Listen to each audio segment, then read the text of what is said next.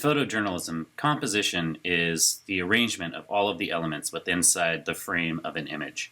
At its most basic, a composition is the foreground and the background of an image. A strong understanding of composition is necessary to be a strong visual communicator. By using certain compositional elements, a photojournalist can control how a viewer sees their image by making their eyes go to specific portions of an image in an effort to communicate information quickly and effectively. Some images will actually have a foreground, subject, and a background.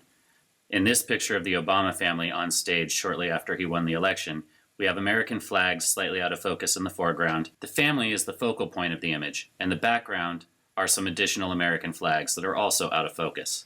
Good photojournalists are always paying attention to the background of their images. In this image, the background is very distracting from the subject. A distracting background definitely lowers the visual impact your images will have. In this example, the photographer chose, for some reason, to put the subject in front of a pole that appears to be growing out of their head. And while that might not seem like a big deal, it's incredibly distracting.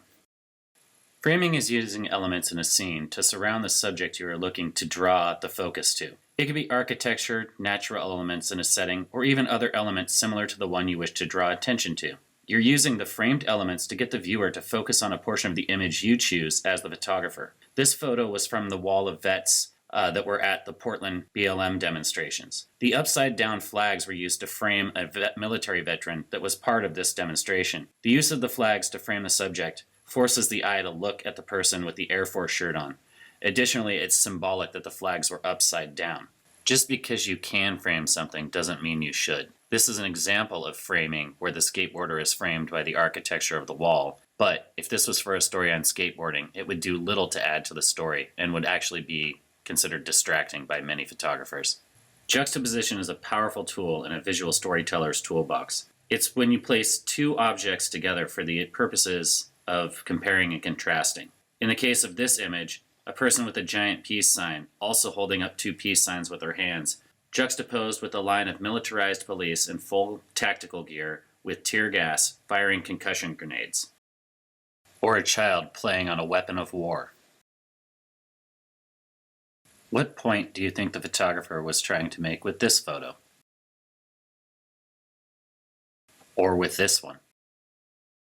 By comparing and contrasting two things, often things that are very dissimilar, photographers can make a powerful commentary. Peak action is that apex moment where things are happening and a photographer captures them. It's in almost every great sports photo, but it can also happen in news photos as well.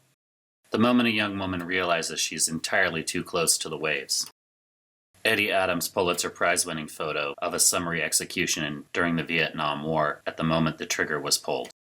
A protester throwing back a tear gas canister at a line of police are all examples of peak action occurring in news photos. Strong diagonals are where lines or objects in an image make strong diagonal lines that lead the viewer's eye to the subject in the image. In this image, there are 4 strong diagonal lines leading to Obama's silhouette as he exits a stage door.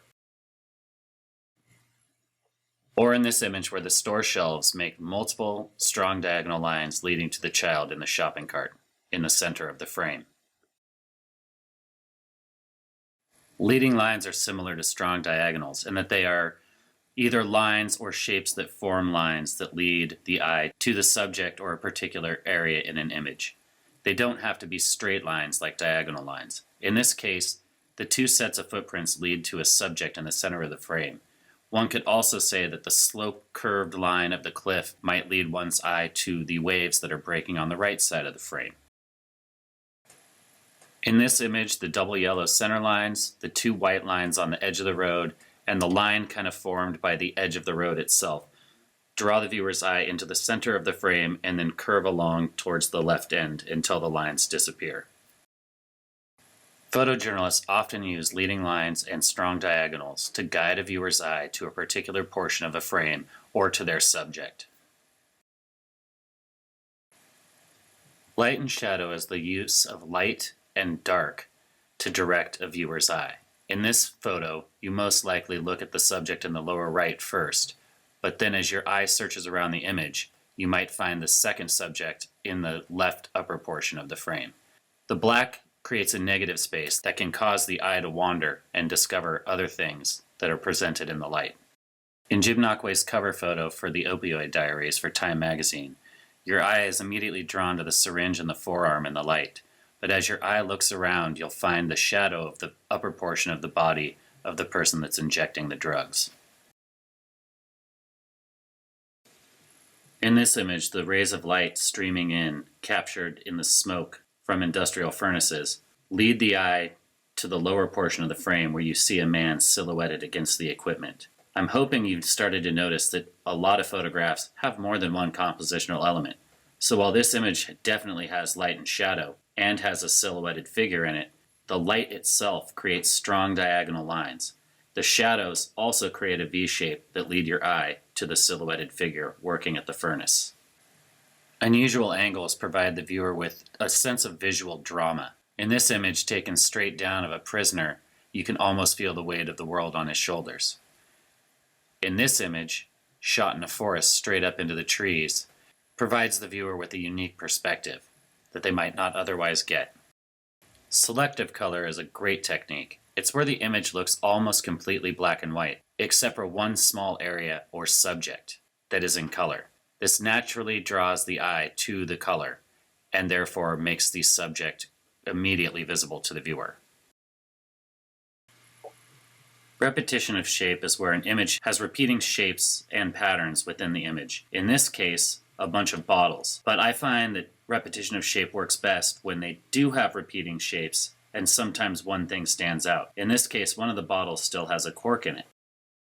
In this image, the repetition of shape comes from tombstones that lead the viewer's eye into the frame to the woman mourning at one of the gravesides. The repetition of shape from the tombstones is actually broken up by her hand placed on the stone at the grave she is mourning at. The rule of thirds in photographic composition stems from the theory that the human eye naturally gravitates to intersection points that occur when an image is split into thirds horizontally and vertically. In the rule of thirds, photos are divided into thirds with 2 imaginary lines vertically and 2 lines horizontally, making 3 columns and 3 rows. Important compositional elements and leading lines are often placed on or near the imaginary lines or where those points intersect. Even with a firm grasp of all the compositional elements I've talked about in this lecture, we still need to focus on action, interaction, and reaction as journalists. A well-composed photo that just has technically good composition is really not worth much in the journalism world if there's not some sort of action, interaction, or reaction, either between the subjects in the photo or the photo and the viewer itself. Think of a farmer's market that just had a really good composition, but nobody in the photo was doing anything or interacting with each other. Humans like to see other humans doing human things. Action, interaction, and reaction are things we're always looking for as visual storytellers. I hope you'll have at least now a better understanding of compositional elements and how they work in photojournalism. I hope that you'll also start trying to emulate some of those compositional elements when taking your own photographs. Strong visual storytelling depends on the building blocks of strong understanding of composition and how to arrange and frame our photos so that we can have strong composition and strong visual elements to effectively communicate as photojournalists.